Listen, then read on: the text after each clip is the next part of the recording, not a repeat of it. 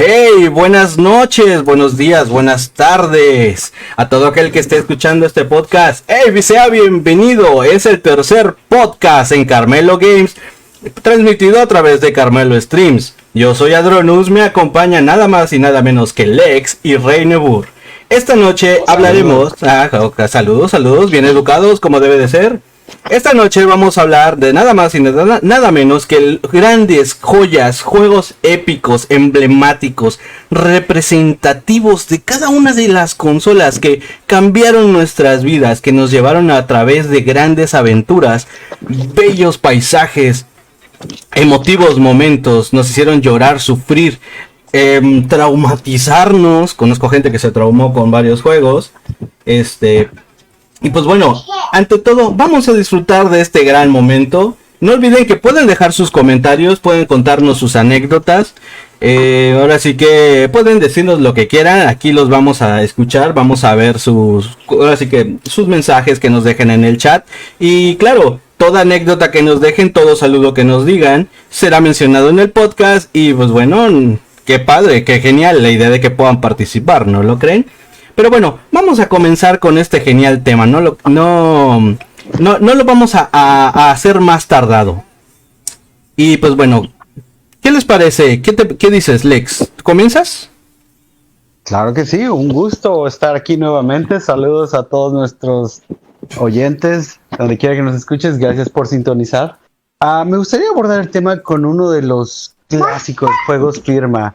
Y esto es remontándonos a la época del Nintendo 64. Ajá. Qué bella consola, tan hermosa, lleno de, como tú dices, Adronus, joyas e historias épicas que nos hacen recordar gratos momentos de nuestra juventud. Uno de los juegos que quisiera yo mencionar, que a mi opinión son uno de los juegos, digamos, firma de esta compañía, es el clásico Banjo-Kazooie. ¿Quién no recuerda ese juego con su música tan particular? Especialmente el intro en banjo que teníamos al inicio del juego. ¿Lo tenemos de fondo? No lo tenemos de fondo porque lamentablemente tiene derechos de autor. Somos pobres, no podemos pagar derechos de autor, damas y caballeros. Y en el peor de los casos, ya que no los podemos pagar, nos van a tirar el canal. Sí, bueno, quizás okay, no la podamos poner, pero bueno, todo aquel radio escucha, podcast escucha de Facebook que nos esté viendo en este momento, puede agarrar y escribir música de Banjo-Kazooie en YouTube. Igual les podemos dejar el link también, el intro, exactamente, el intro. No, o sea, en general, toda la música de Banjo-Kazooie es genial. Sí, o sea, todo, o sea, algo que también hay que mencionar, o sea, sí, efectivamente el intro de Banjo-Kazooie, sí, así es. está hecho con un banjo, obviamente, pero toda la música como tal tiene esa esencia como primaveral. Bueno, no, creo, si no me equivoco, creo recordar que Banjo-Kazooie te movía por todas las estaciones, ¿no? Te movía por las 4 estaciones del año: invierno, verano, primavera, y otoño. Pero todo el soundtrack te representaba muy, muy genial el ambiente en el que estabas. Sí, a mí lo personal, los que más me gustaban eran los mapas invernales. La música era genial, todo lo que podías hacer. Sí, estoy de acuerdo contigo. Tienes razón, tenían escenarios con bastantes temáticas. Había el clásico bosque, la playa, invierno. Hasta recuerdo había uno de Halloween, bastante peculiar, donde Banjo se transformaba en una pequeña calabacita y te podías meter en lugares donde normalmente no entrabas. Sí, así es. Para mí fue un juego bastante clásico, ya que es como los plataformers de nueva generación. Bueno, en su momento, donde no solo escalabas y te movías a través de un mundo abierto, sino también tenías la obligación, hasta cierto punto, de coleccionar objetos. Entre ellos incluía monedas, bueno, no monedas, era más bien de Mario, pero tenías, por ejemplo, plumas, tenías notas musicales, tenías los, ¿cómo se llamaban estos monitos? Las notas. No, Gizmo. Eran las notas. Las notas y cómo se llamaban estos monitos. Y unos duendecitos, ¿no? Eran los Jingles. Así se llamaban. No. Jingo. Los Jingo, exactamente. Que cuando los atrapabas decían ¡Jingo! Ajá, ándale, se aparecían volando alrededor. Ajá, exactamente. De hecho, gracioso, porque el primer juego realmente que fue introducido en la consola 64 fue precisamente Mario 64, lo cual era un plataformer, una misma temática donde tenías que correr por lugares abiertos y conseguir pues una cantidad limitada de objetos. En este caso en Mario eran monedas, en Banjo-Kazooie eran notas musicales, pero siento que Banjo vino a traer como una nueva generación dentro del género. Claro. Y fue un juego bastante épico en su momento. Sí, de hecho, definitivamente. Salió una secuela que se llama Banjo-Tooie. Es Banjo-Tooie. Exactamente, Banjo-Tooie, que era con la hermana. Sin embargo, no tuvo la fama que tuvo el juego original, ya que hasta donde yo sé, el tiempo de desarrollo y el equipo que usaron, cuando digo equipo, es decir, el grupo de developers que trabajaron detrás del juego, Ajá. no fue el mismo, y además fue un proyecto bastante apresurado. Entonces terminaron entregando un juego de no la calidad que se esperaba de un juego anterior. Aún así, una saga bastante épica. De hecho, también, a mi opinión, por ejemplo, de la misma compañía que se encargó de sacar estos juegos, que fue Rare, también hicieron la versión 64 de Donkey Kong con su también fue su último juego, creo. Intro. Y estoy seguro, ¿sabes qué? A mi opinión, que muchas de las gráficas y personajes, o no más bien no personajes, sino la manera en la que era presentada toda la información, estoy seguro que la mayoría de Donkey Kong fue pirateado de Banjo-Kazooie precisamente, ya que el arte de los personajes, algunos mundos, inclusive algunas texturas, se parecían bastante paleta de colores, a lo ¿no? que era. Exactamente, la paleta de colores, como que dijeron, pues ya tenemos esto, pues vamos a reciclarlo en el siguiente producto. Pero bueno, mi opinión, ¿verdad? Para mí no es uno de los juegos más memorables también. Y por ejemplo, hasta donde yo sé, y de hecho esto se lo debo gracias a Dronews, para Switch salió una consola, un juego que se llama, no recuerdo el nombre, ¿me lo podría refrescar? Es Yooka-Laylee. De hecho, Yooka-Laylee fue diseñado por parte del equipo original de Rare. Ya ves que realmente después de que Microsoft compra a Rare, que déjenme decirlo, o sea, que es una jalada, pero sí, o sea, es una realidad. ¿Cuál es la razón por la cual Microsoft compra a Rare? Sí, porque Microsoft pensaba que al comprar a Rare compraban a Donkey Kong. Sí. Sí, es una pendejada, pero perdón por la palabra, pero ¡sorpresa! ¡Surprise! O sea, realmente estamos es en serio, o sea, el director en ese entonces de Microsoft se le dice, pues vamos a comprar Rare. Rare son los mayores productores de juegos de tipo plataformas, aventuras abiertas 3D. Son un éxito en el Nintendo 64. Oye, pues vamos a traérnoslo, tienen un buen repertorio y nos traemos a Donkey Kong. Pero ¿cuál es la sorpresa? Que cuando les llega Rare y les dicen, bueno, lo primero que queremos es un juego de Donkey Kong, y los de Rare así de que, ¿what? Estuvo chido, güey, porque le dijeron, mire, de los 250 juegos no tenemos ese, güey. Exactamente. Es el único que no está en el catálogo. Sí, me imagino a los de Microsoft, así que o sea, la única razón por la cual te contratamos, la única razón por la cual te estamos pagando más, te dimos exclusividad, y no puedes ser el único juego por el que te trajimos. O sea, no manches, o sea, ese es... Tampoco preguntaron, ¿no? Tampoco preguntaron. Bill Gates se da una palma en la mano, así, así de, una palma en la cara, así de, no mames, o sea, ¿cómo es posible? Sí. Pero sí, o sea, es una tontería, definitivamente. No, pues se lo llevó Miyamoto. Ándale, no, ya se lo ganaron. Sí, no, pero ahora sí me imagino al de Rare, así, ¿no? Que en la junta de compra, así de que antes de firmar el contrato, así que le dije, bueno, ahorita vengo, voy al baño, ¿no? Después. No, o sea, pero por eso, pero yo me lo imagino así, ¿no? De que está el de Rare, están en la mesa y les dice antes de que firmen el contrato, denme un momentito, voy al baño, y cuando va saliendo por la puerta, nada más escucha a los directivos de Microsoft, oh sí, vamos a tener a Donkey Kong, por fin vale la pena la compra de Rare, y el vato así diciendo, madres.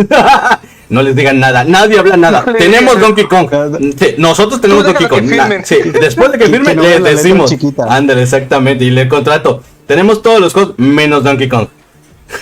Menos Donkey Kong. Sí, no, definitivamente me imagino la cara de Bill Gates en ese momento. Sí, imagínate, dice Nintendo que siempre no. Ándale. Pero tenemos más juegos. Sí, exacto, sí, tenemos, ¿qué otros juegos tenemos? No, mames. Ahora, hablando de Rare, la verdad es que hizo unas joyas que definitivamente vale la pena. O sea, sí, efectivamente hicieron Donkey Kong 64, que es un gran juego, sin duda alguna. a mí personalmente no me clavó tanto, no soy tan fan de Donkey Kong, de los juegos de Donkey Kong en 3D, bueno, de ese juego de Donkey Kong en 3D en específico. Me gustan los juegos clásicos de Donkey Kong, Donkey Kong Country, el 3, oh su madre, para mí era una joya, yo lo jugaba en el Game Boy. La complejidad, lo genial que era ese juego, definitivamente lo valía. Pero cuando lo pasan al formato 3D, que le empiezan a meter toda esa hilera de personajes y todo, así como que se veía atractivo. Como que perdió algo, ¿no? Sí, pero sí, perdía la magia. Exacto, perdía la magia con la que caracterizaba al Donkey Kong en plataformero de 2 dimensiones. Que, ojo, o sea, no es que sea malo, o sea, es un buen juego. Ahora, algo que también como que me terminó de matar el gusto es que el juego realmente tenía ciertos fallos técnicos que y como que decías, no, o sea, no, podrían haberse tomado quizás un poco más de tiempo para trabajarlo y entonces sí va. Ahí te das cuenta, güey, que copiaron el trabajo de uno y lo pegaron en el otro y no le pulieron los detallitos, güey. Claro, no, siento que fue eso. Sí, de hecho algo que es una realidad de parte de Rare es que no se mataban haciendo precisamente modelos nuevos ni sprites nuevos todo el tiempo. Sí, la mera realidad es que, o sea, tenían ecologistas. Sí, exactamente, reciclaban la mayoría de sus modelos y los podías ver en varios de sus juegos. Sí. Ahora, a lo mejor el último juego que lanzó Rare, que es el mejor juego, que ahorita hablamos de él, a ese sí le pusieron algunas cosillas nuevas, pero tiene toda la pinta de ser de ser el estilo Rare original. Estamos hablando del épico y el maravilloso Bad Fur Day, ese gran juego que sacó a Conker de ser la típica ardillita. Sí, el primer gran juego del Nintendo 64 que no era para niños y parecía para niños. Es una joya ese juego, de verdad. Sí. Es algo que muy bizarro, ¿no? Sí, pero estaba muy raro, pero era bueno, era muy divertido de jugar, tenía buena historia, la jugabilidad, pero ¿sabes qué? Eso fue uno de los últimos juegos del Nintendo 64, es decir, juegos de última generación del Nintendo 64, y de verdad se notaba. De hecho, pero te soy honesto, ese proyecto, perdón que te interrumpa, el de Conker es un juego que ya venían planeando desde la salida del Nintendo 64. Sí. De hecho, yo recuerdo haber visto en algún momento videos del E3 de esa época. Están los teasers. Los primeros. Están los teasers del primero. Que el juego de Conker iba a traer, primero iba a ser un mundo abierto, una ardillita iba a ser bueno, tenía amiguitos, todo muy lindo, muy padre, etcétera. De ahí lo iban a cambiar a un juego de carreras, pero nunca salió. Luego de ahí terminaron abandonando el proyecto y al final lo retomaron con lo que ya te dijeron, ¿sabes qué? Vamos a darle un giro de 180 grados en realidad. Vamos a hacer que Conker sea un alcohólico, vamos a hacer que tenga una novia pues medio furry, vamos a hacerlo un poco más violento. Bueno, estoy seguro que a las personas, a nuestros oyentes que llegaron a escuchar ese juego, llegaron a jugar ese juego y llegaron a ver las gráficas, estoy seguro que desarrollaron algún tipo de fetiche furry. Sí, dentro de ellos. La novia de Conker creó más furries y generó más vamos a ponerlo así, movimientos lácteos que ningún otro juego en el Nintendo 64. Pero sobre todo que tenía así como que te lo presentaban y el diseño era muy... Sí, es eso, o sea que exacto. Pero es que realmente si lo ves así, Conker Bad Fur Day, gran joya que hasta la fecha lo puedes volver a jugar y nunca va a envejecer ese juego. El de 64. Es el de 64, el original. Sí, fue como que la máxima exposición del trabajo artístico de Rare en cuestión de calidad gráfica y diseño.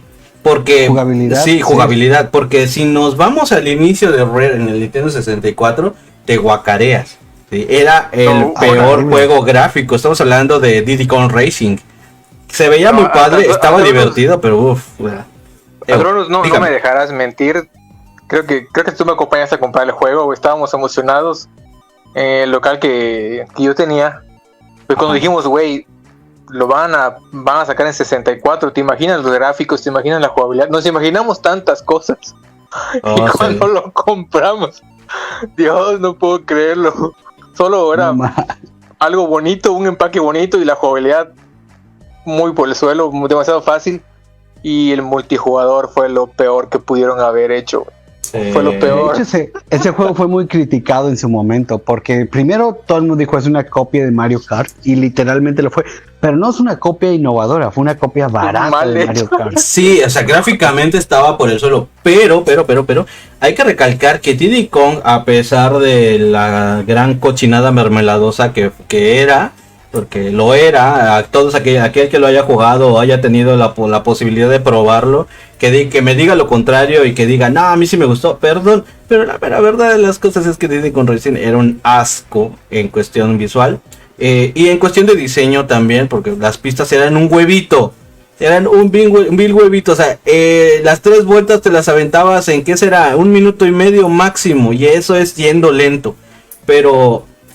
Algo que sí hizo Diddy Kong Racing y que no me pueden dejar mentir es que cambió mucho la perspectiva o el tipo de juego que es el juego de carreras. Porque sí, tenemos Mario Kart, que es un épico juego, es un gran exponente. Pero Diddy Kong Racing sembró las bases para meter naves aéreas y naves acuáticas, o sea, las lanchas y los aviones. Que posteriormente eso ya lo vimos en otras entregas. Por ejemplo, tenemos los planeadores en Mario Kart y que metieron las motos, y que aparte de eso ya los autos pueden ir bajo el agua.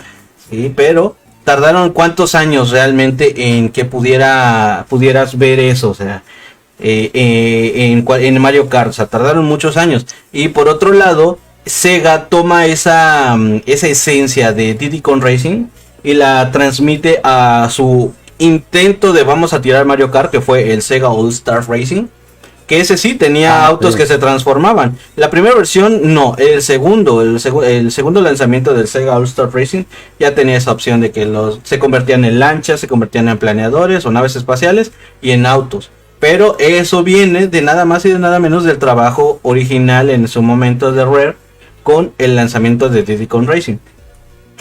¿Odiado? Sí. ¿Despreciado? Claro que sí. Muy feo, sí, definitivamente. Pero sí tuvo su granito de arena. Sí, su granito de arena. Sí, o sea, hizo su aportación. Al menos por eso pasa la historia. Sí, porque por todo lo demás es un asco. Es como la chica fea que besa bonito. Ándale. ¿Sabes qué? Esa es una muy buena referencia, de verdad. Ándale. Sí, es la chica fea que besa bonito. Y que hace buenas talachas. Hey. Ok, bueno. Nos van a cambiar del tema. Ese es mi granito de arena al podcast de hoy, que es precisamente recordar la joya que fue Banjo-Kazooie. Y obviamente sí, Rare también, que son los papás de Banjo-Kazooie. Ahora bien, no sé si ustedes quisieran tomar las cartas en el siguiente tema o en la siguiente consola. Pues bueno, ¿qué te parece si nos vamos? Yo quiero hablar de PlayStation 2. Sí. Oh, sí. Hay grandes joyas en el PlayStation 2, en el Play 1 también, y quizás ahorita tocamos el tema con el Play 1, pero la verdad es que me moría de ganas de hablarlo, y más que nada porque sí, es una forma de, pues bueno, hacer un comercial, porque aquellos que sigan mi otro canal, el de Adronus, sí, porque Adronus tiene su propio canal, y posteriormente quizás en su momento todos los miembros de Carmelo Games también presenten sus canales.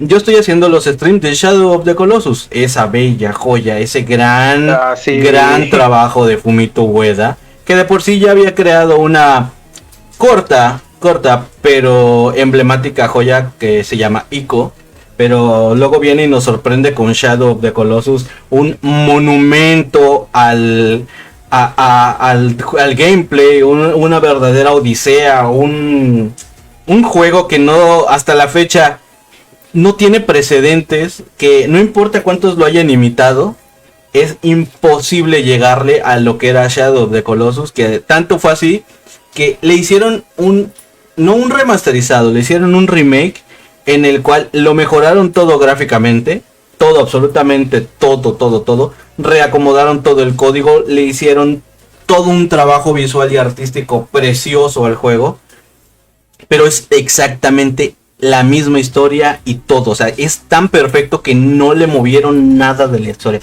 no le cambiaron nada, no como por ejemplo con Silent Hill, que le hicieron un reboot al Silent Hill 1 y lo convirtieron en Silent Hill Shattered Memories, que salió para el Nintendo Wii y posteriormente para la PlayStation 2 y para la PSP, que le cambiaron la trama, o sea, que metieron a la búsqueda de Sherry, pero ya no podías atacar, solo podías huir y veías como todo en vez de convertirse en un infierno oscuro se volvió un infierno de hielo. Eso era genial. Yo lo jugué en PSP y estoy de acuerdo. Sí, muy bueno. De hecho, el juego está bueno. Creo que el problema es que te lo llegaron a vender como lo mismo.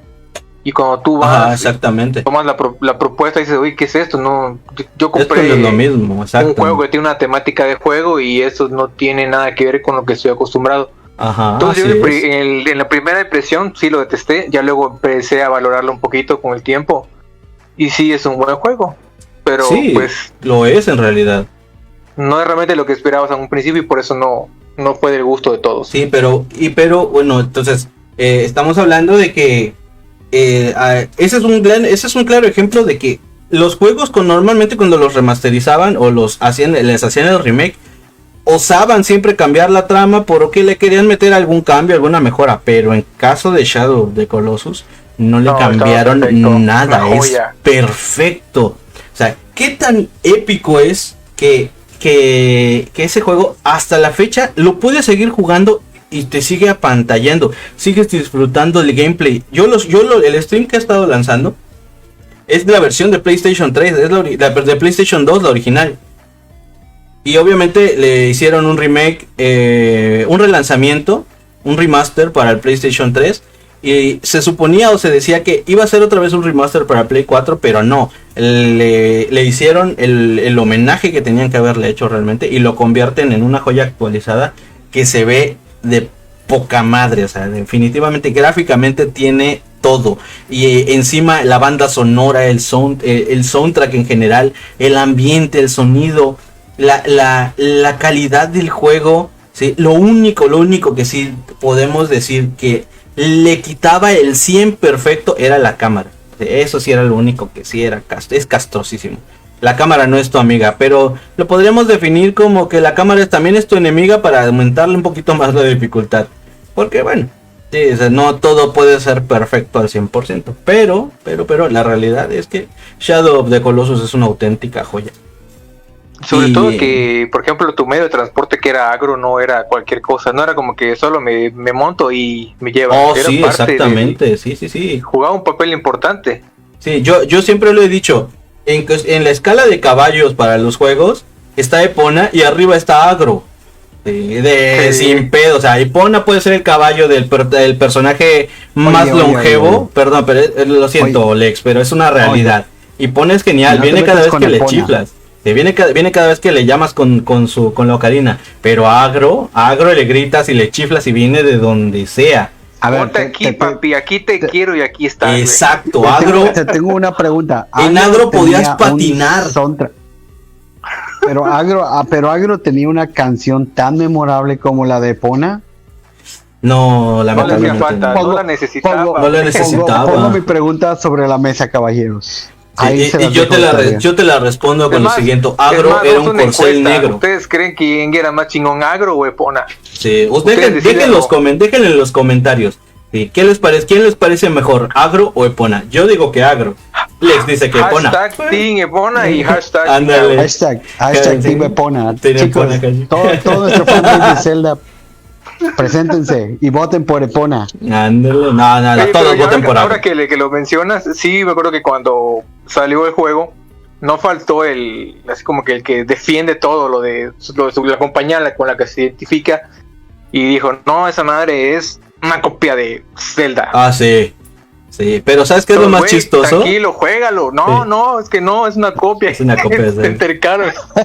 Hasta el pinche caballo, güey, no, es la misma copia, pero nada que ver, la verdad no. Así es, pero muy diferentes y a pesar de todo, sí marcó una diferencia ese juego en la PlayStation 2. Claro que marcó una diferencia. Habían grandes juegos para lo que era en el catálogo de la PlayStation 2, pero cuando llegó el Shadow of Colossus, de verdad tenías que ponerle atención a ese juego. Sí, definitivamente sí. Pero deja tú, o sea, realmente Fumito Ueda, este excelente diseñador de videojuegos, realmente le han preguntado, o sea, si tiene inspiración de Zelda. Claro que la tiene. No hay diseñador de videojuegos en la industria que no haya tratado de hacer su propia versión de un Zelda. obviamente estamos hablando de Fumito Ueda. Sí, este señor, este programador, creador, director de videojuegos es tan cabrón, tan cabrón, que está en los anales de la historia del diseño del videojuego con tan solamente 4 juegos. Nada más. 4 juegos. ¿Los qué? Solo tiene 4 juegos. No tiene más. ¿Pero en dónde? En los anales de la historia. ¿En los qué? Anales de la historia. No es lo que te estás imaginando, Alex. Básicamente estoy hablando de cosas de PlayStation 2, arco iris, cosas bonitas.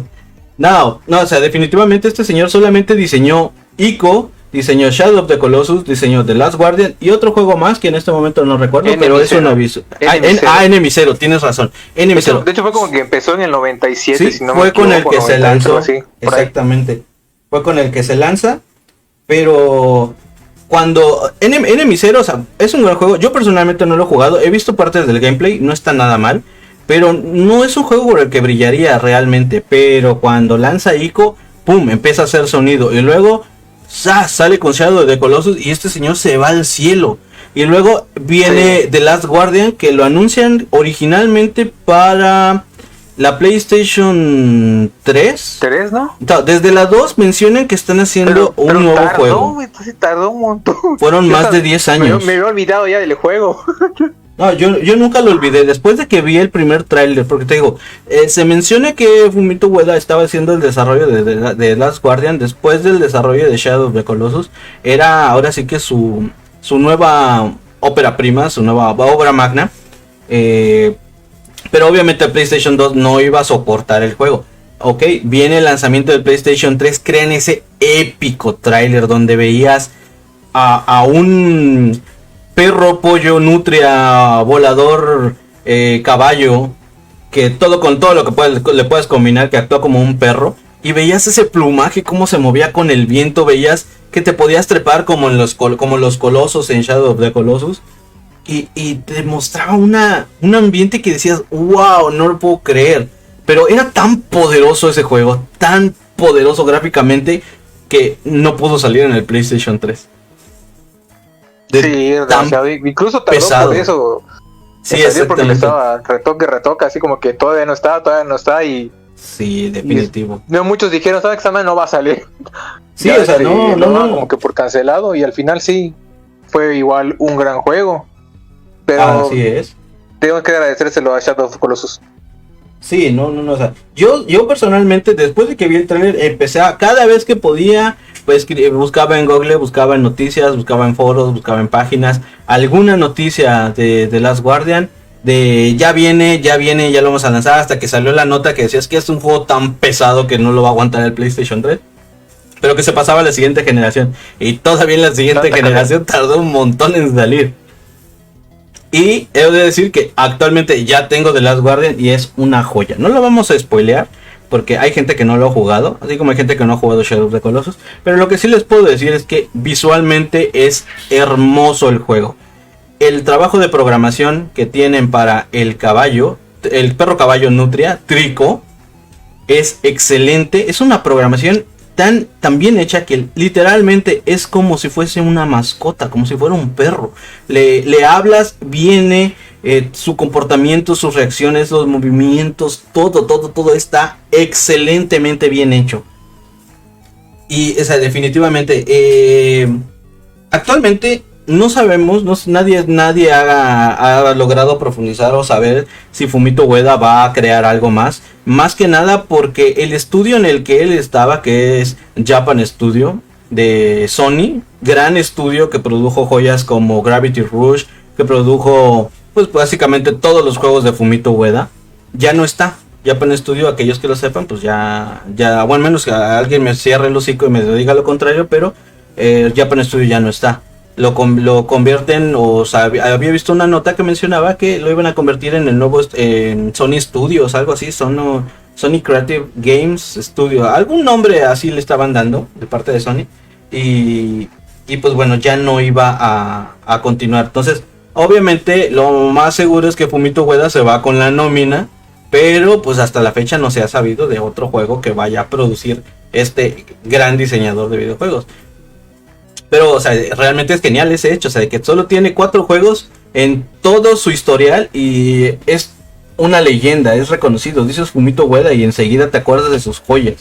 Es casi como en el caso de Hideo Kojima con la creación de Metal Gear, que ese es otro gran juego. Y otra gran joya de PlayStation 2. Ahora cuéntanos, ¿tú lo jugaste, Reinebur? Claro que sí, de hecho, ahí en el local de videojuegos, recordarás que tú ibas y allá lo empezamos a jugar, era como que la emoción. Así como ahorita hacen sus gameplay en YouTube, nosotros llegamos, ya lo comprábamos, lo empezamos a jugar y los chavitos se ponían a ver, exacto. Y decían que, oye, güey, ¿de qué trata? Porque mayormente antes estaban acostumbrados a las maquinitas, juegos de peleas, juegos de fútbol, y cuando había un juego de este tipo era como que sentían que era muy difícil o como que no le entendían. Exacto, entonces, o sea, iba más allá del juego tradicional. Contábamos la historia, empezamos a investigar, a comprar las revistas. Ese tipo, había pocos foros. Internet era tan importante como para hacerle caso a una reseña o a alguien X. Y compraba las revistas, te ponías a ver lo que traía el videojuego. Y entonces los chavitos empezaban a ver, oye, güey, ¿qué es eso? ¿Cómo se juega? Empezábamos a ver el gameplay y empezaban a rentar el juego de Shadow of Colossus. Y yo me acuerdo que ya para ese tiempo hay un juego que también me llegó a gustar mucho, porque de la PlayStation 2 yo tengo mucho cariño a 3 juegos en especial.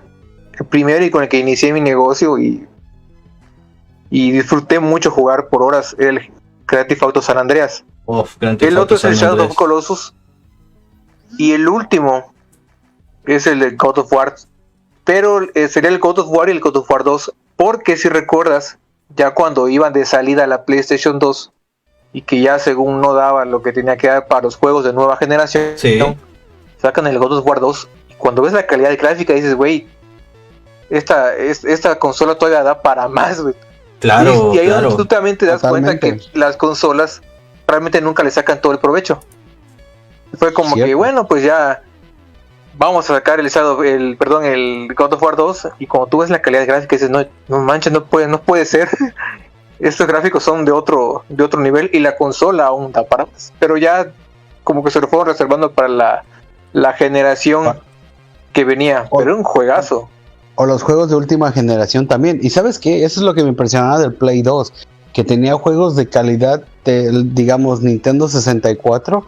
Y hasta los últimos juegos de última generación. Por ejemplo, Resident Evil 4. Yo lo llegué a jugar en PlayStation 2. Y de verdad, es un salto exponencial cuando se refiere a gráficos.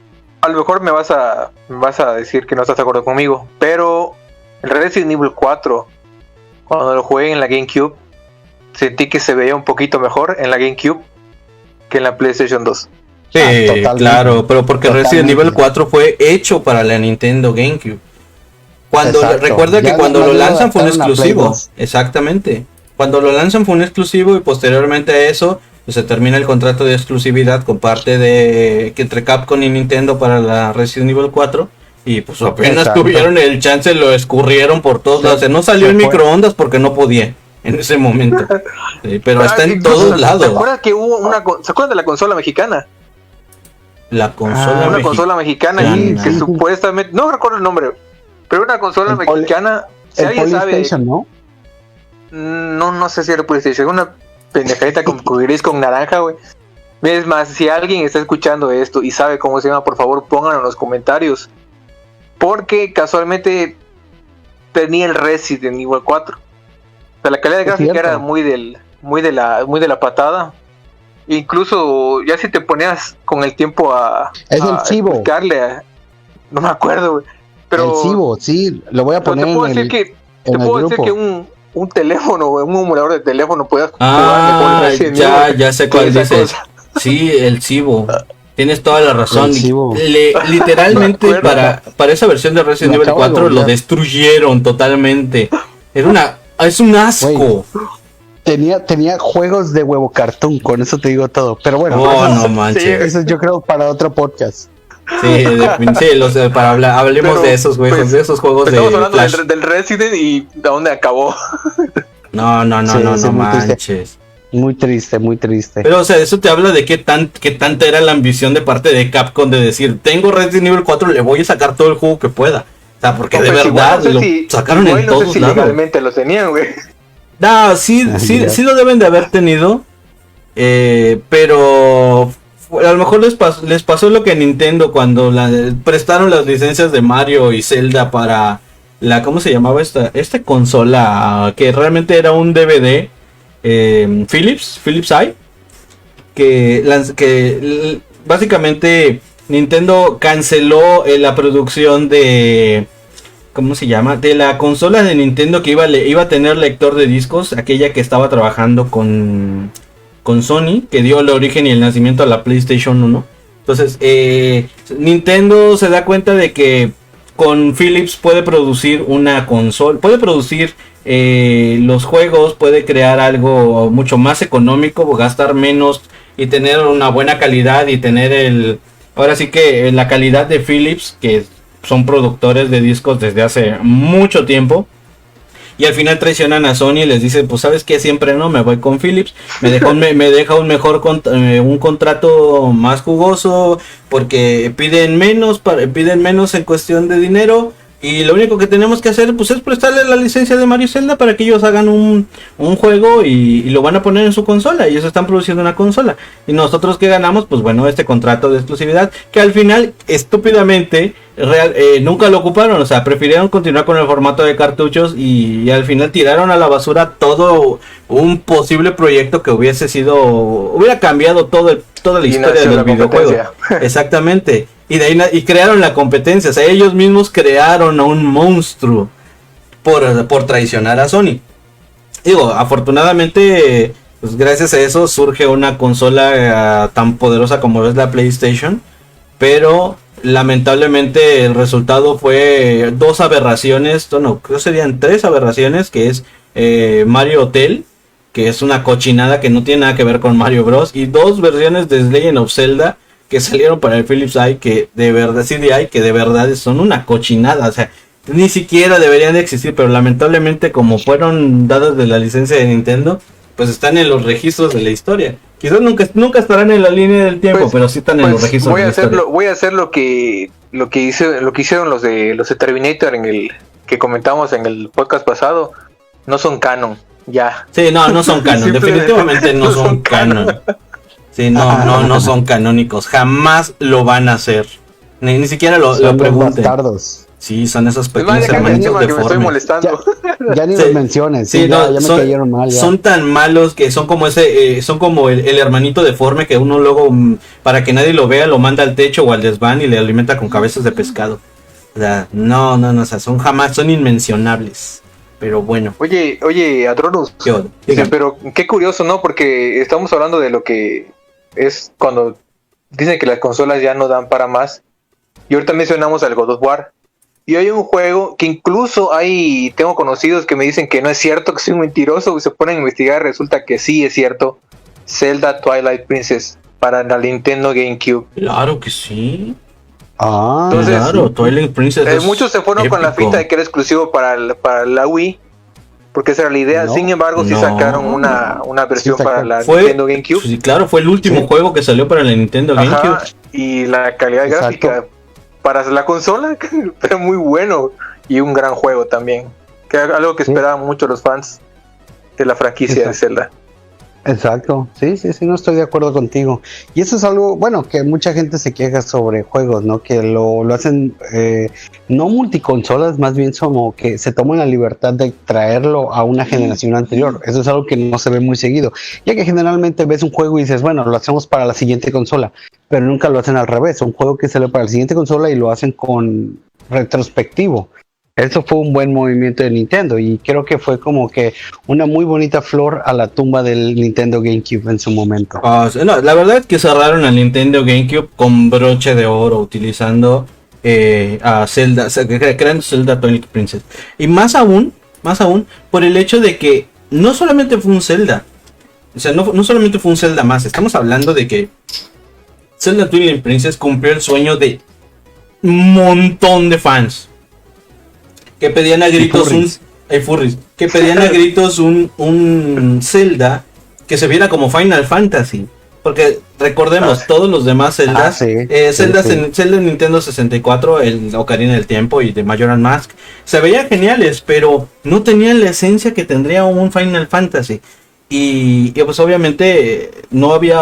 Este es un nuevo Zelda que viene justamente después del lanzamiento de Wind Waker, que fue para muchos gráficamente un retroceso, porque decías, o sea, vienes de hacerlo semi-realista, porque estamos hablando de la potencia que tenía en el Nintendo 64, que se veía excelente, se veía muy muy bien para ser una consola que solo tenía un máximo de 64 bits, que lo podías aumentar gracias al expansion pack, que de hecho necesitaba el expansion pack para que pudieras jugar Zelda Majora's Mask, pero luego te anuncian la Nintendo GameCube y ¡pum! Te lanzan ese increíble tráiler en el que te muestran a un Link realista con la Master Sword peleando contra un Ganon ultra mamado, grande, poderoso, peligroso, grosso y saboroso, que tiene sí, verdad, perdón, es que empecé a babear. Carajo.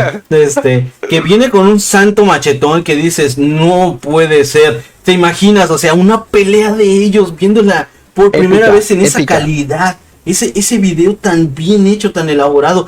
Todo el mundo decía, wow. O sea, el siguiente Zelda se va a ver como Final Fantasy a 1000. O sea, va a ser algo increíble. Y va a ser la tole entomatada. Exactamente, la tole entomatada, lo máximo de lo máximo. Y luego, pum, nos vienen saliendo con un juego caricaturesco. El Powerpuff Link.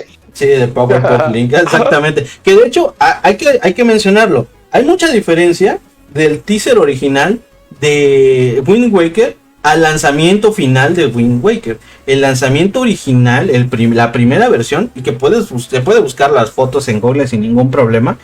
Realmente, no sé si alguno de ustedes jugó en el PlayStation 1 Dapa Rompa, que era un juego de rapeo, que era un perrito que tenías que oprimir unas combinaciones de botones tipo máquina de baile o tipo Guitar Hero, que eran personajes bidimensionales en un mundo 3D.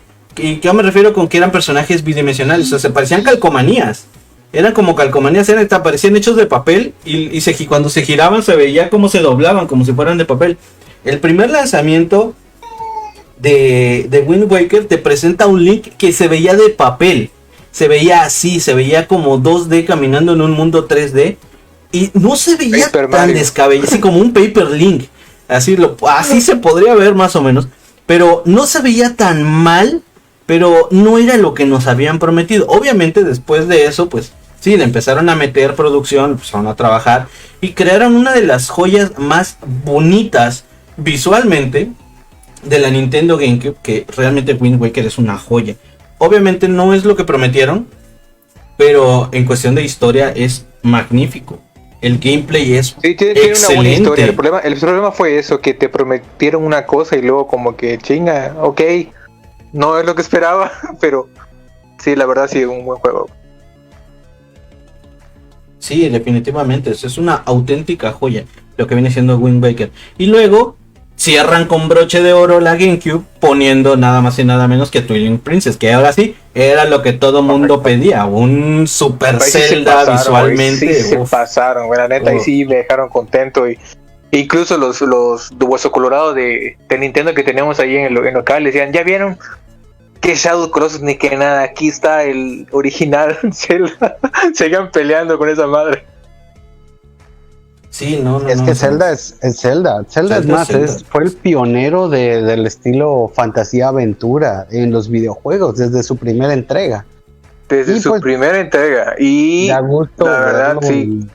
O sea, a ese nivel, entregando. Aunque bueno, como dice Adronus, tal vez comparándolo con un Final Fantasy, yo creo que no es correcto. Sin embargo, entiendo la esencia de lo que él quiere decir. Es decir, un juego de fantasía, aventura y un alto nivel de, digamos, de cosas épicas, pero con el toque Nintendo y con el toque Zelda, que solo ellos lo saben hacer. Sí, definitivamente. Definitivamente, de acuerdo contigo. No me puedo poner en contra. Es Zelda, nadie se puede poner en contra de Zelda.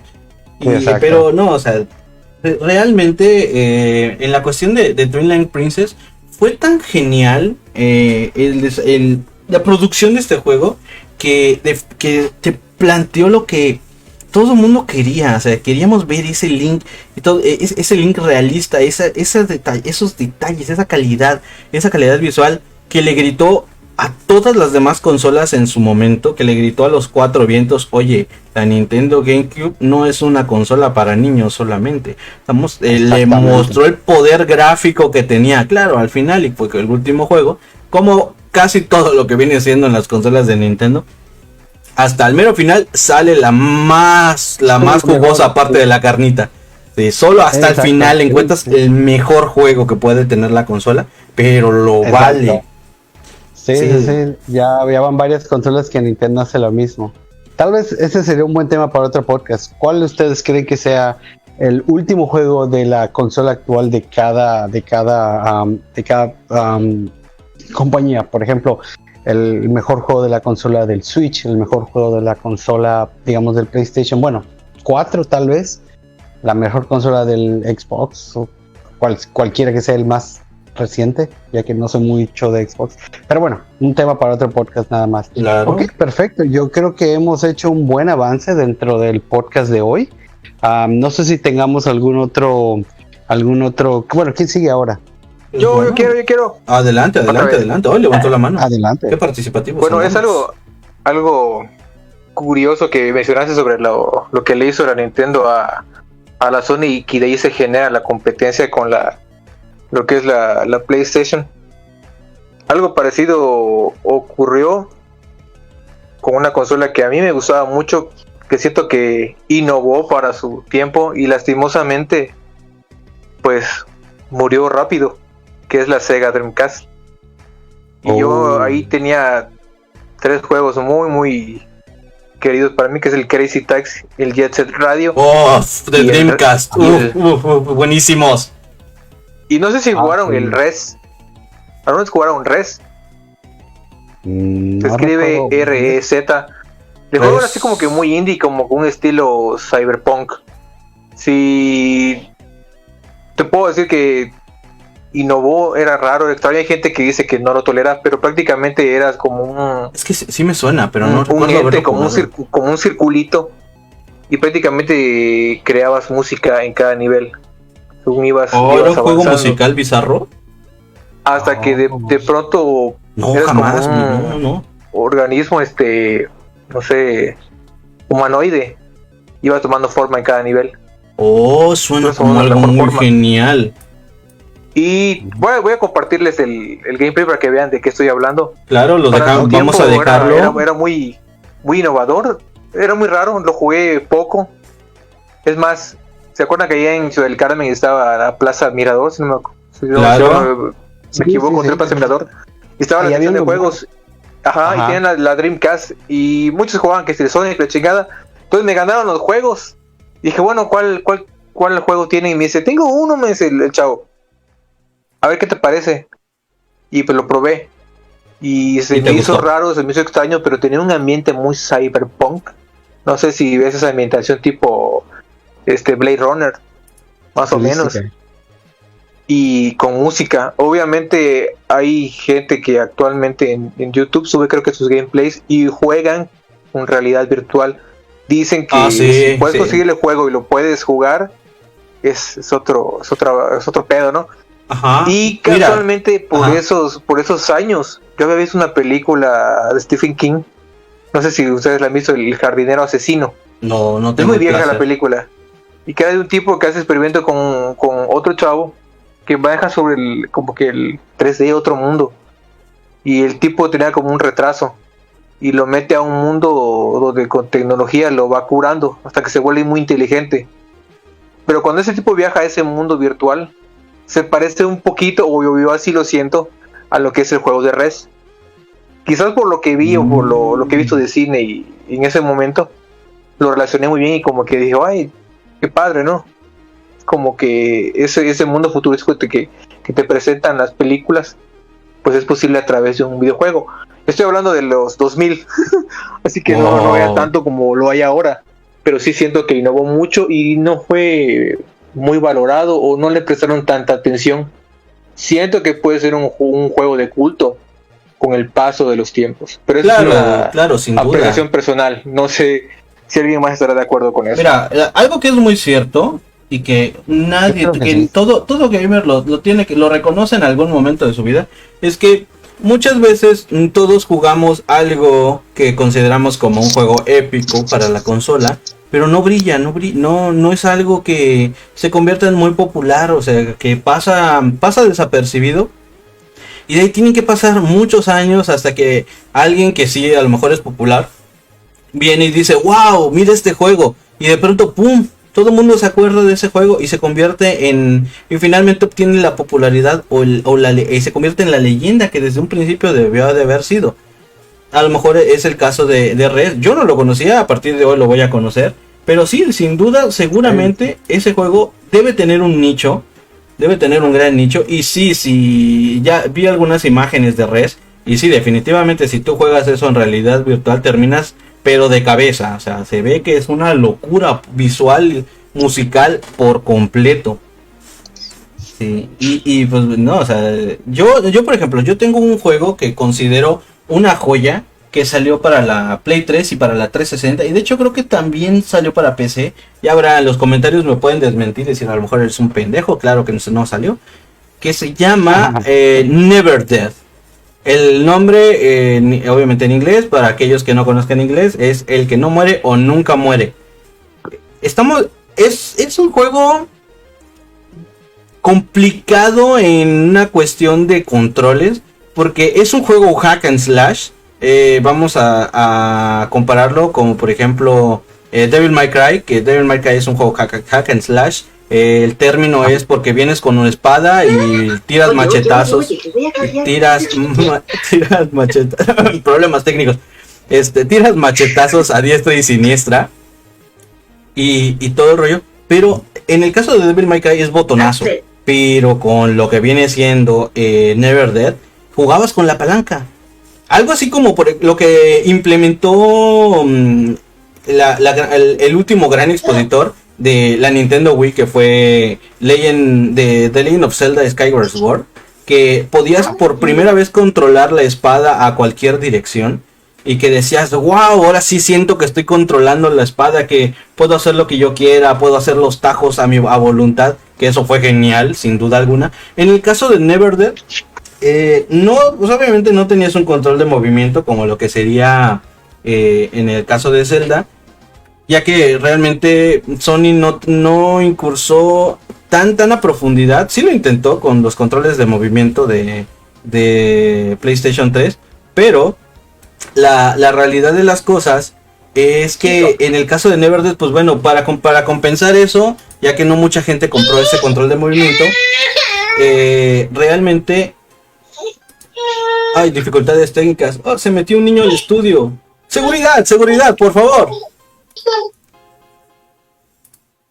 Pero bueno, parece que seguridad finalmente vino. No, rayos. Tenemos problemas técnicos. Pero bueno, la realidad es que en el caso de Never Dead, lo controlabas con la palanca derecha, la que normalmente utilizarías para girar la cámara. En este podías utilizarlo para tirar machetazos de arriba abajo, derecha izquierda, y era una locura. Y luego a eso le sumas que el protagonista, como dice el nombre, no puede morir. La historia se basa en un antiguo caballero de una orden cazadora de demonios, que por eso les digo que tiene cierta similitud a lo mejor con Devil May Cry, que es hechizado por una bruja, un demonio al final, de su última misión, en la cual es castigado con nunca morir. O sea, literalmente le dice, tú nunca podrás morir, no importa lo que te pase. Y estamos hablando de que el personaje explota, lo desmiembras completamente, al grado de que puedes terminar jugando únicamente con la cabeza del personaje, nada más. Le vuelas brazos, le vuelas piernas, o sea, todos los enemigos que tienes te atacan por todos lados y te pueden venir desmembrando. Un saludo a Franz Chinhut. O sea, realmente el juego era genial. O sea, los enemigos te atacaban por todos lados, te desmembraban, te volabas las piernas, podías arrancarte a partes del cuerpo y las lanzabas como si fueran armas. Era una locura y te regenerabas. O sea, el personaje se regeneraba por completo. Pero es un juego que lamentablemente no logró pasar a la historia. Se convirtió en una de esas joyitas ocultas dentro de las que viene siendo el PlayStation 3 y el Xbox 360. Que pues muy pocos jugaron a lo mejor en su momento, pero los que lo jugamos podemos decir que sin duda Never es una joya. Y si lo pueden jugar, jueguenlo, de verdad vale la pena. Es más, para que vean que soy buen cuate, les voy a dejar un link de Never en YouTube para que vean cómo es el juego. No sé, que no se lo pierdan. Y si pueden conseguirlo, la verdad es que vale la pena. Y cuéntame, ¿qué otro juego motivó tu amor, tu pasión por los videojuegos en las consolas?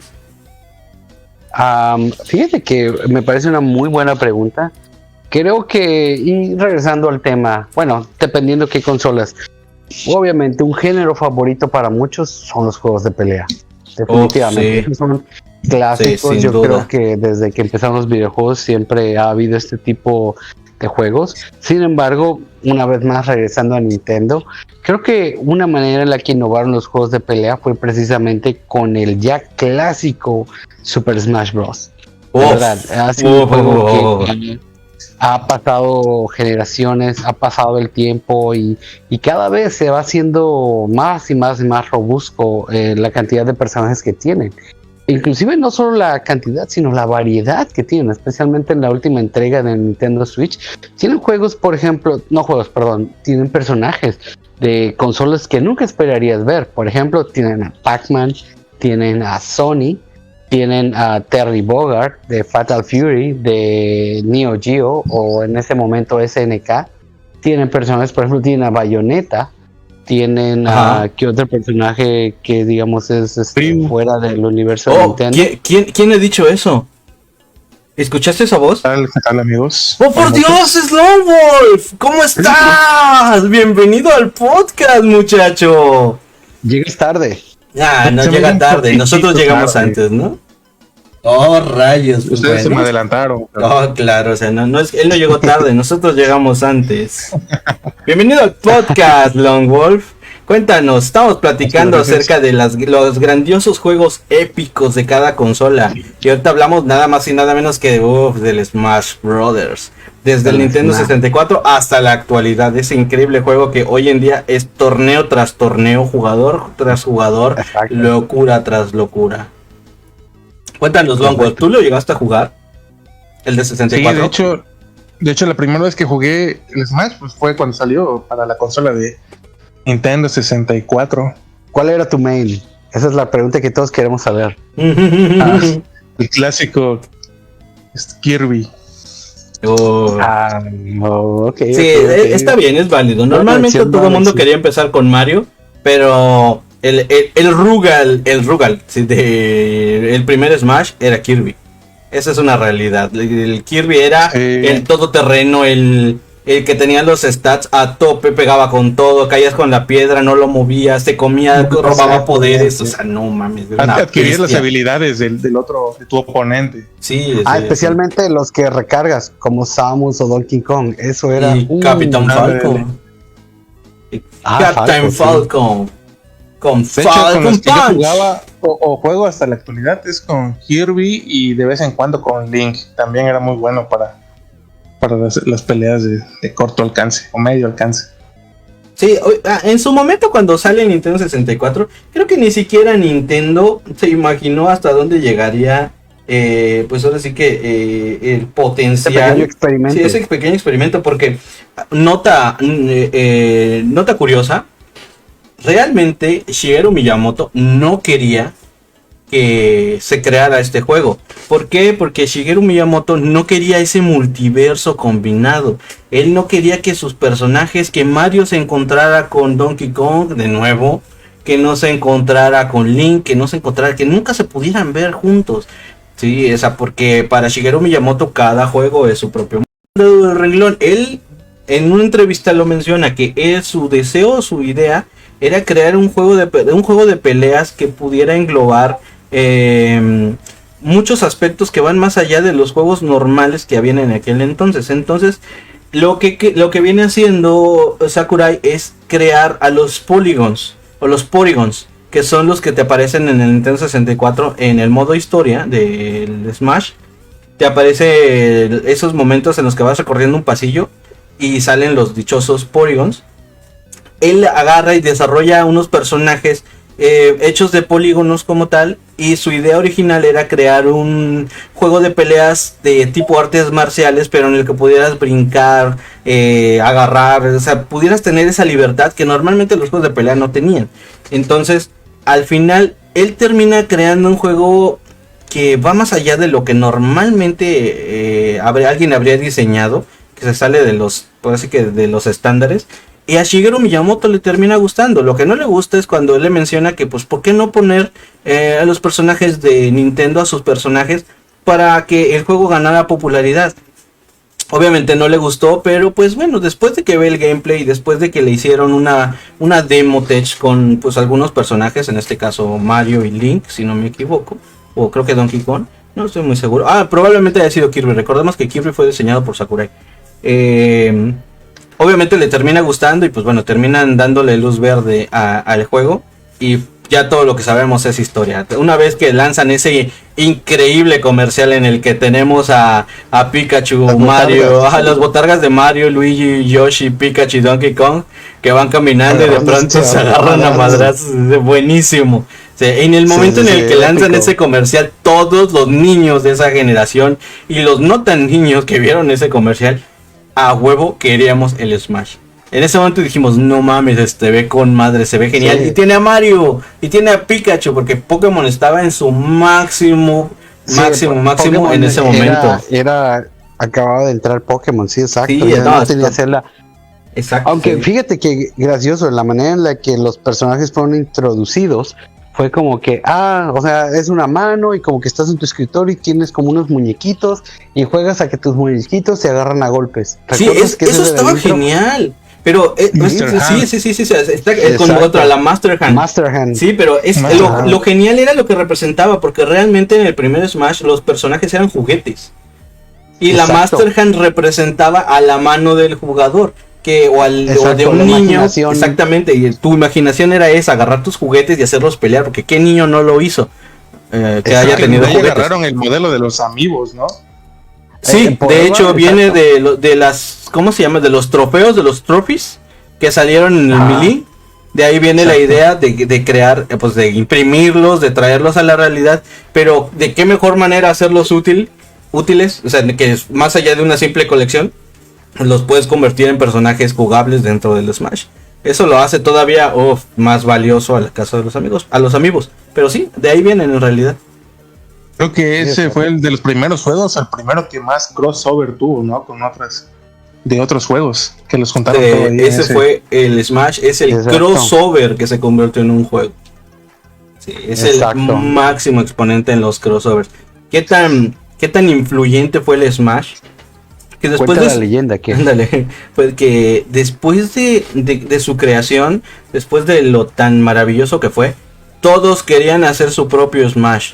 Y cómo mencionar y cómo no recordarlo, creadores de juegos de estudios japoneses por ejemplo de Toei Animation crearon su versión de personajes anime, en el que meten a Goku, Naruto, One Piece, y no me acuerdo qué otro, y se llamaba Battle Stadium Dono, en el que los personajes era un Smash hecho y derecho, solamente que en este sí tenías barra de vida.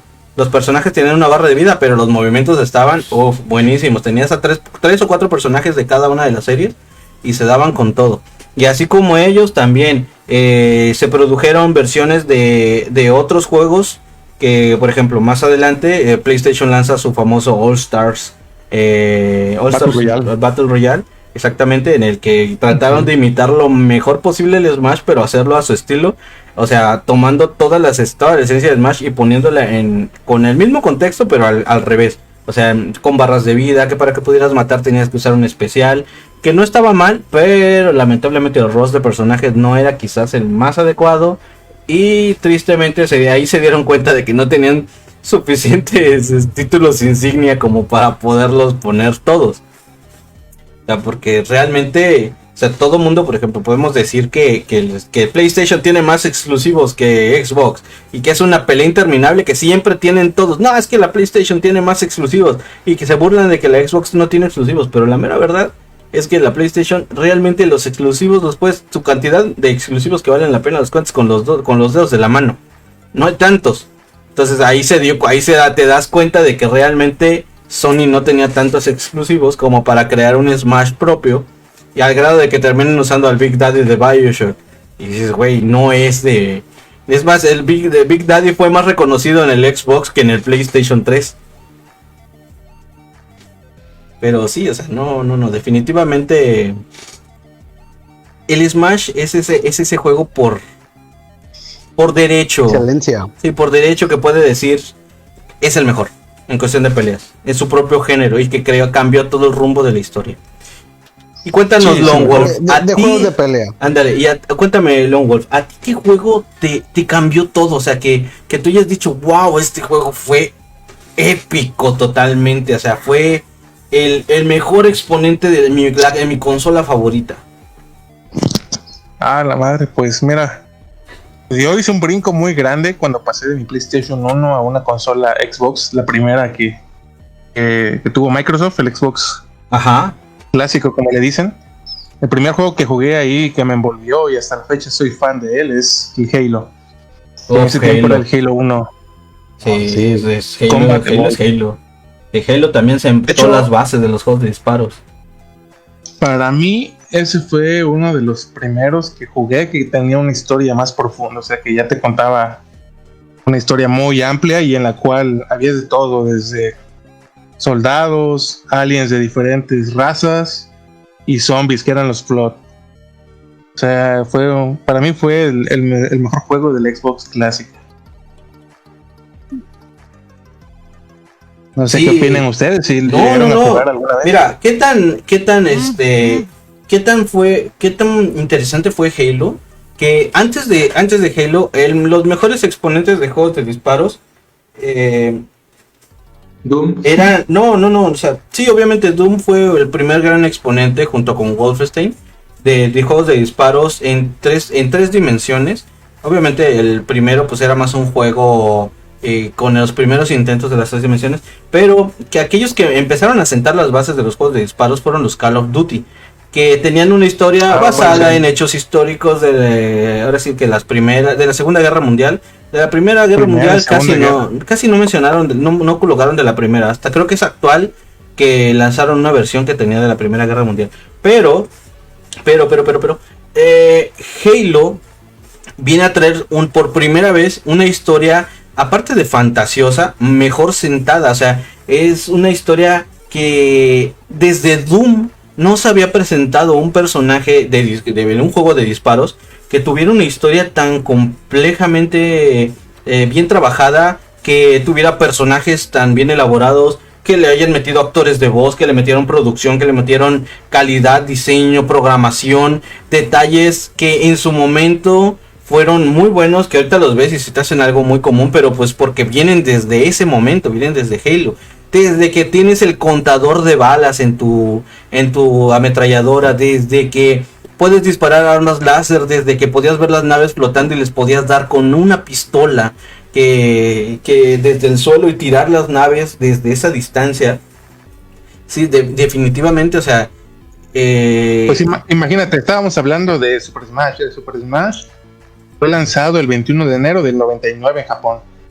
Y Halo fue lanzado el 15 de noviembre del 2001. 3 años de diferencia y fue una evolución gráfica muy, muy grande.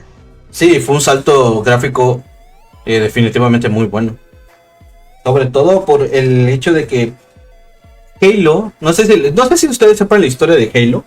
Y de que claro, una vez más estamos hablando de esos momentos en los que dices, trágame tierra, ¿cómo puede ser que la haya cagado de esa forma?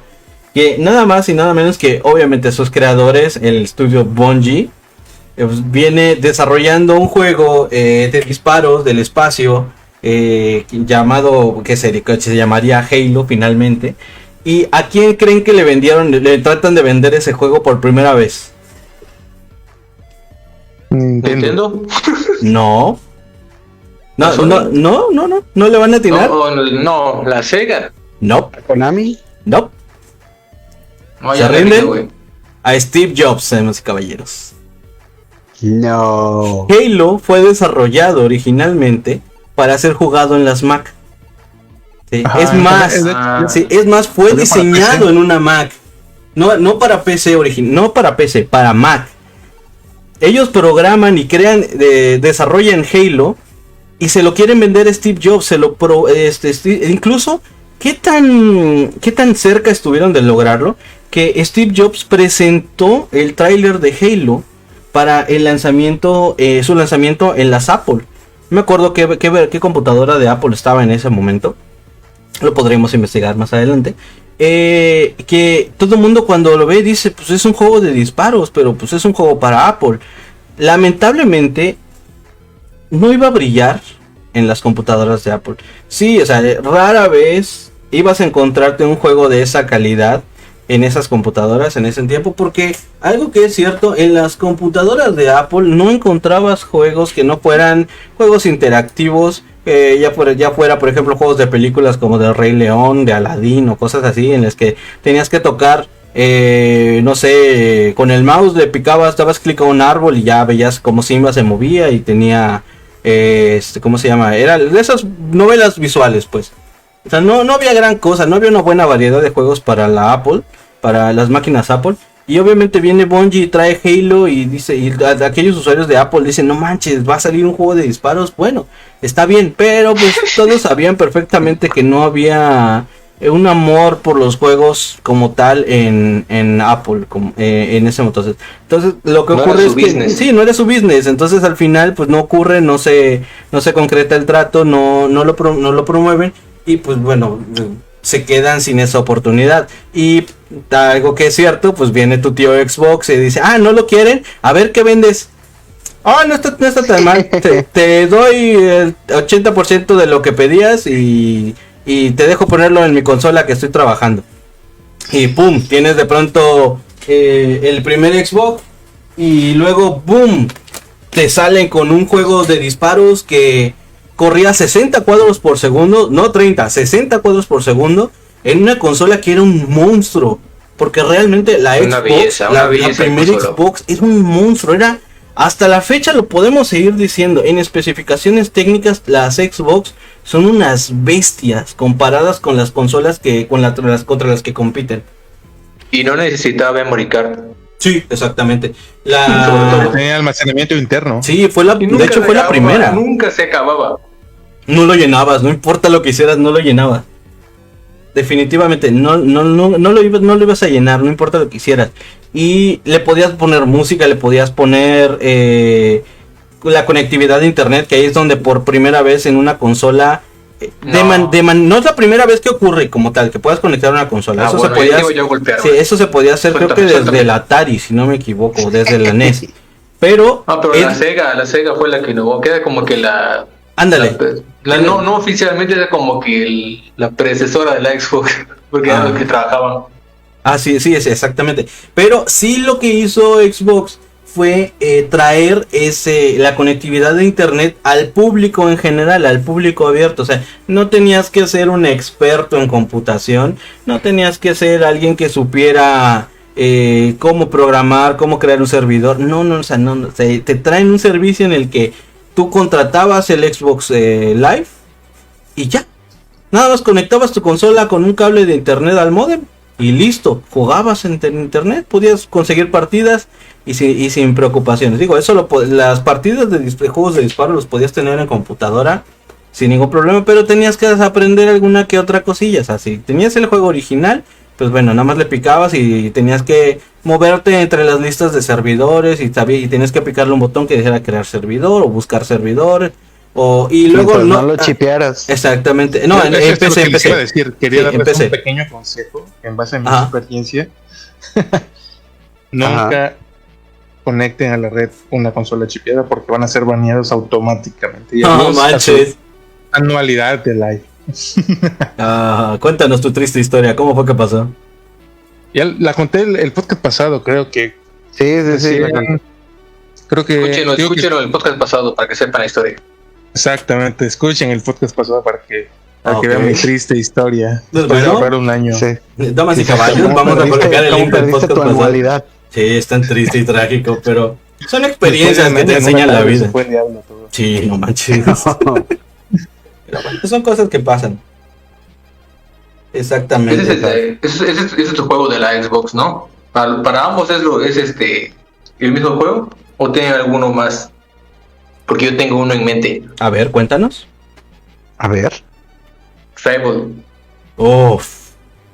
No ¿Cuál? mames. Fable. Fable. ¿Nunca lo jugaste? Fable. Podías elegir entre el bien y el mal. Sí. Tenías la decisión correcta o la incorrecta, no importaba. Y al final esa decisión hacía que te volvieras un ángel O un demonio. Oye, pero no había un juego para Play 3 que traía Uncharted, ¿no? ¿No también te daba la opción de ser bueno o malo? No, En no. Uncharted, No, en Uncharted no. Uncharted es No, como perdón. de aventura. Sí, Sí, razón, una Uncharted- versión de aventura como Uncharted es- Lara Es Tomb la Raider. Ajá, pero Uncharted No es era como traer Pitfall al nuevo mundo. No era un Famous. Infamous, exactamente. Infamous, exacto. Infamous, Para Infamous. Play 3 que podías escoger ser bueno y basado en tu decisión de ser bueno aprendías cosas como de ser bueno o si decías ser malo y matar gente y hacer desmadre en la ciudad. Ajá. Eso era otro, pero bueno, me imagino que tal vez Fable es una versión más joven de esa digamos línea de juego, ¿no? En realidad sería Sí. al revés. Tenía un mundo abierto, ¿no? Sí, mira, aquí Sí, ahí exacto. te va un pequeño una pequeña información con respecto a Fable. Fable para muchos es el Zelda de la Xbox. Para empezar, ese juego te lleva a un mundo medieval, hay espadas, armaduras, pero Fable llevó todo a otro nivel. Fable no fue el primero, cabe mencionarlo, no fue el primero, pero te pone en los zapatos de un personaje que tú puedes controlar según las acciones que hagas, que es lo que mencionamos, que puedes convertirte en un ángel o en un demonio dependiendo de qué acciones tengas, pero también tenías el hecho de que podías ponerte armaduras, podías comprarte tu casa, podías hacer un montón de cosas. Te podías hasta enfermar de gonorrea, para que te des una idea. De tantos detallitos tenía el juego de Fable, que aquellos que lo quieran jugar lo pueden conseguir en Steam. Está a un excelente precio la versión remasterizada o el de aniversario de Fable. Está creo que como en 170 pesos, si no me equivoco. Bueno, a ese precio lo compré yo en su momento. De hecho, salió el Fable y luego salió el Fable, pero no era el 2, era como una expansión, ¿no? Sí, No recuerdo tuvo cómo se llamaba. ese juego, creo que fue el primer juego del Xbox que tuvo un DLC que se llamó Fable The Lost Charter. Ajá, un capítulo Que perdido, exactamente, que Estaba te muy padre. ponía una sección más que no habías podido jugar. Obviamente en aquel entonces los DLCs no se bajaban de internet, se compraba el juego otra vez. Yo lo compré, compré el primero Sí, pero valía el la segundo pena. solo por ese capítulo perdido. Sí, en aquellos tiempos, pues bueno, no podías actualizar los juegos por internet. Entonces, lamentablemente, Fable, de mencionarlo, las primeras versiones, la primera o la segunda camada de discos de Fable, tenía un error en la programación. Había una misión cerca del final que si no la hacías de cierta manera, te trababa el juego. O sea, se autoguardaba en un punto y cuando tú querías guardar después de la misión te botaba el juego y te volvía a iniciar todo. O sea, o te quedabas ahí atorado o tenías que volver a iniciar todo el juego. O sea, no podías hacer nada. Y obviamente pues no es como ahorita que tu juego tiene, de pronto a tu personaje se le cae la cara y bueno, ya estás viendo una actualización. Entonces tenías que volver a comprar el juego y era otro gasto. Entonces era otro gasto muy grande que hacías. Pero bueno, así era en aquel tiempo. Cabe mencionar que en el caso de Fable fue el precursor de lo que viene siendo los cambios de apariencia del personaje en base a tus acciones. Este juego fue desarrollado por Lionhead Studios, que a su vez creó un gran juego llamado Black and White para la PC, en el cual tú eras Dios y tú controlas, dependiendo de tus acciones, a la humanidad que vas creando, o sea, que vas desarrollando. Y obviamente si eres un Dios benevolente, eres un Dios bueno, pues tus humanitos eran benevolentes, eran buenos, se desarrollaban más. Pero si eras cruel con ellos, eran bélicos, eran guerreros, eran cosas así. Entonces, todo dependiendo de las acciones que toman. La Lionhead Studios se especializa en eso, en tomar el lado bueno y el lado malo, y lo perfecciona completamente en Fable, creando su propio Zelda para el Xbox y mezclando lo que mejor saben hacer, crear, pues ahora sí que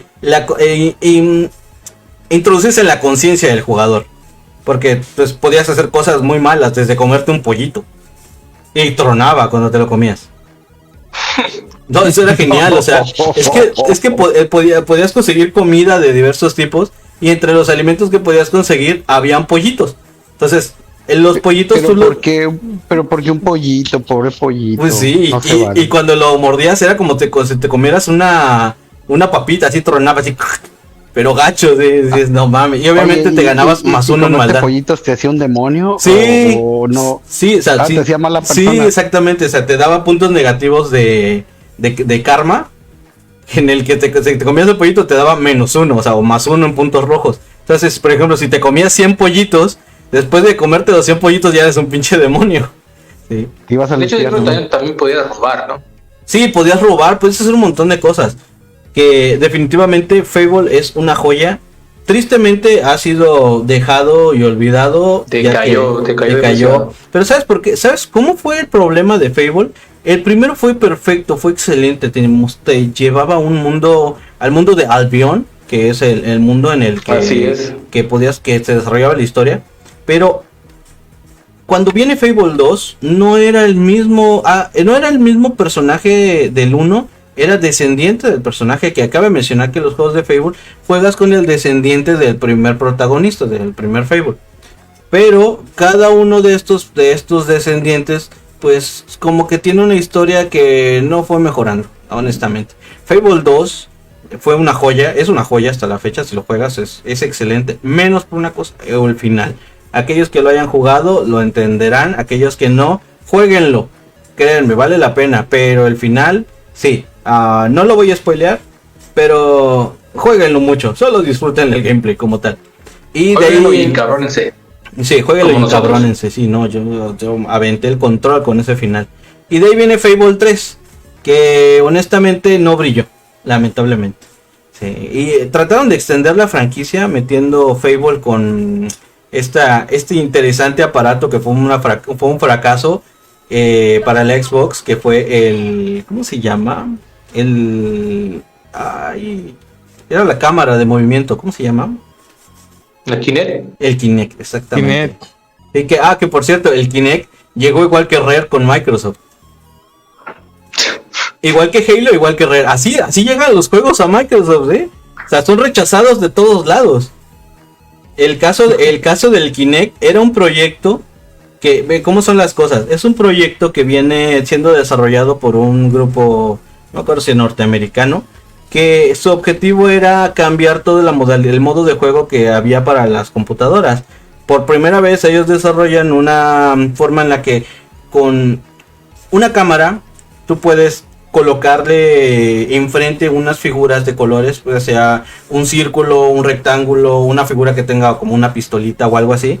Y entonces en automático tú podías configurar la cámara para que reconociera esos colores y esos patrones en el movimiento que tenía. O sea, si tú programabas, no sé, por ejemplo, podías agarrar una botella y le ponías en la tapa, le pintabas un color rosa, y en la parte de abajo de la tapa lo hacías como si fuera un gatillo. Entonces en tu dedo te amarrabas, no sé, un color verde.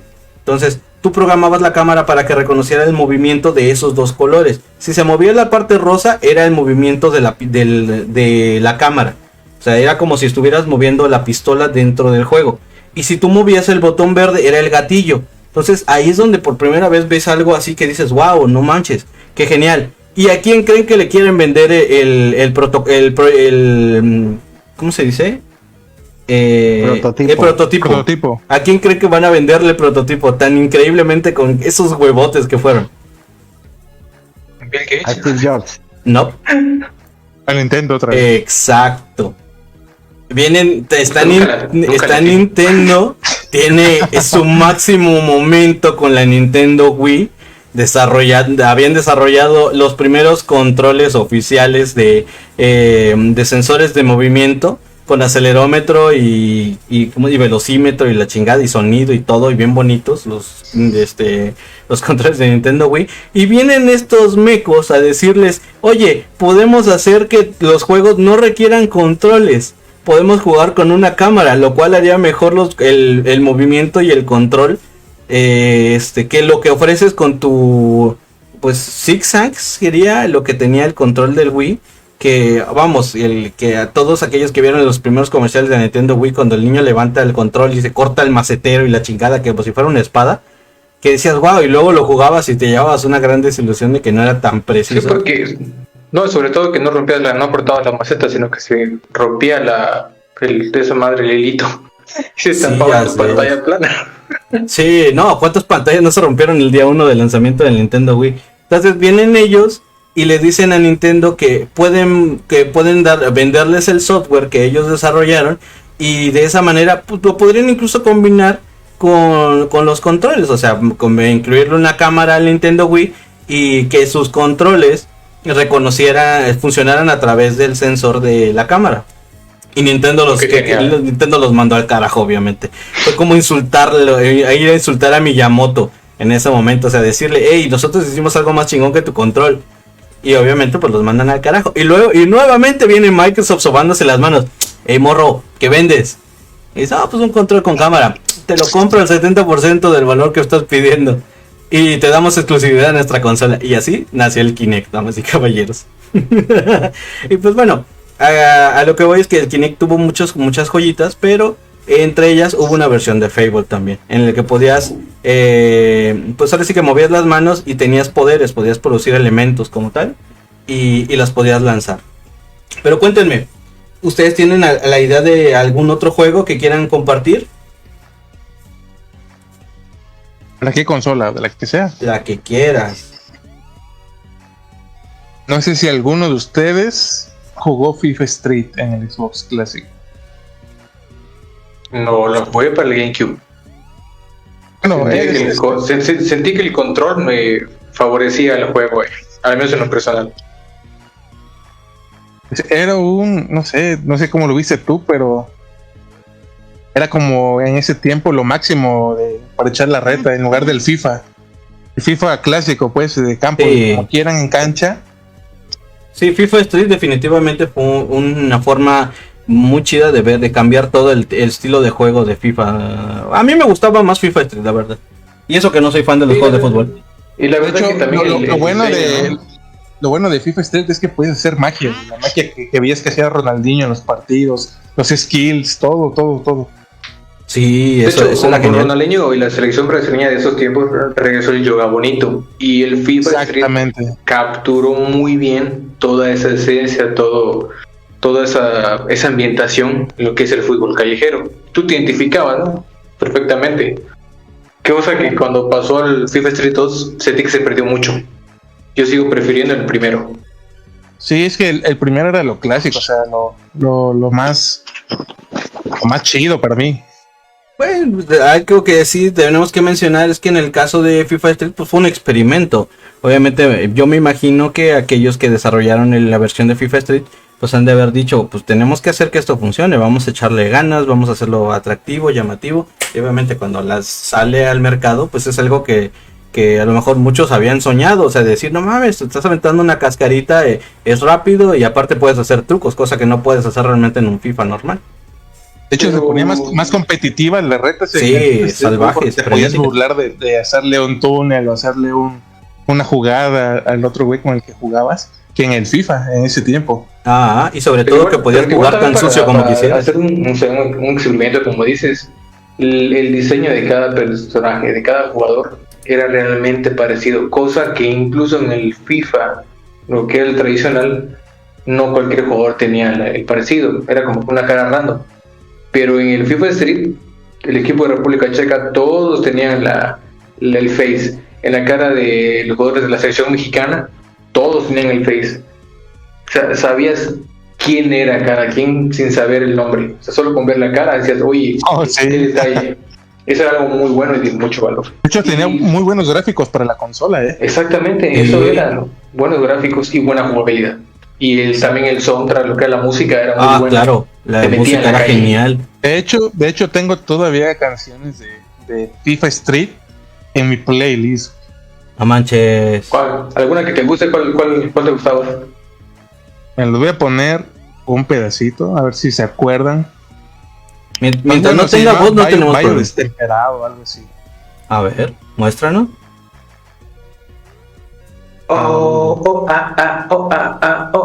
Esta, mira. A ver.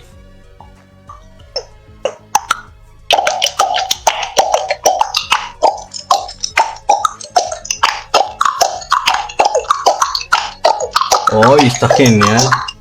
Ay, güey. Sí.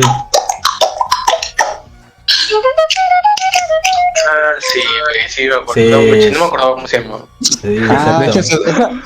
oye, pero esa es una canción real, existe. Es como una música, es una canción folclore de Brasil. Así es. Sí, porque recuerden que FIFA Street estaba ambientado en Brasil, si no me equivoco, estaba ambientado ahí, ¿no? Correcto.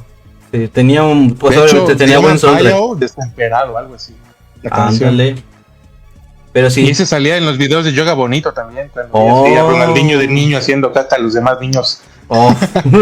en la Sí, cancha. es- De niño, adolescente y de adulto también. Hasta la fecha, ¿no?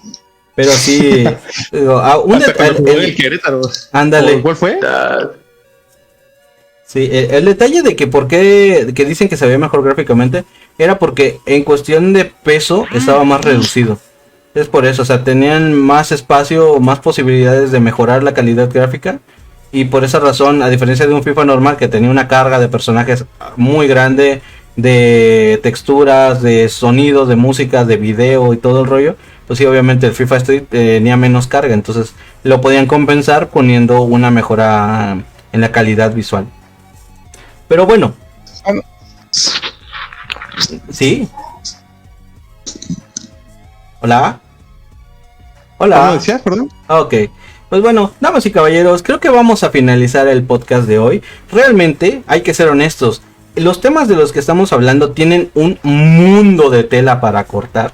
Que es algo que de verdad nos encanta poder hablar de esto. Pero ya vamos a llegar a las 2 horas y creo que ya nos pasamos.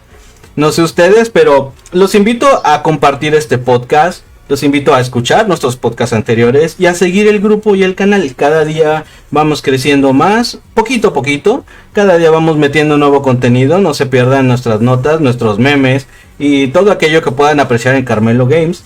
Y pues bueno, ver los streams que iremos colocando cada vez más en Carmelo Streams. Así como los canales que próximamente pueden llegar a aparecer de los miembros del grupo. Y pues bueno, no olviden compartir, no olviden suscribirse. Y hasta la próxima. Hasta luego, amigos. Dejen sus likes. Bye bye y recuerden, síganos en Twitter que tenemos Twitter, síganos en Instagram que tenemos Instagram, en Telegram, en Twitch. Creo que ya me emocioné. Sí, No, solo emocionaste, síguenos ¿no? y ya. ¿Tenemos todo eso? Córtale, mi chavo. Estamos en proceso. Sí, Estamos en proceso. Dificultades técnicas. Estaría excelente que nos dejaran sus comentarios y de qué les gustaría que habláramos, o algún juego específico, consola, lo que Sí, ustedes quieran. exactamente. Coméntenos y nosotros hablaremos de ello. Exacto. Pero bueno, Y recuerden que no hay nada más importante que el amor heterosexual. no profundizar, no vamos a profundizar ahí, ¿eh? Ya los que están escuchando y saben qué pedo ya saben. Oh, por Dios. Ya vámonos de aquí, damas y caballeros, antes de que esto se empiece a poner raro. Bueno, No, nos que vamos falta. retirando. Hasta luego.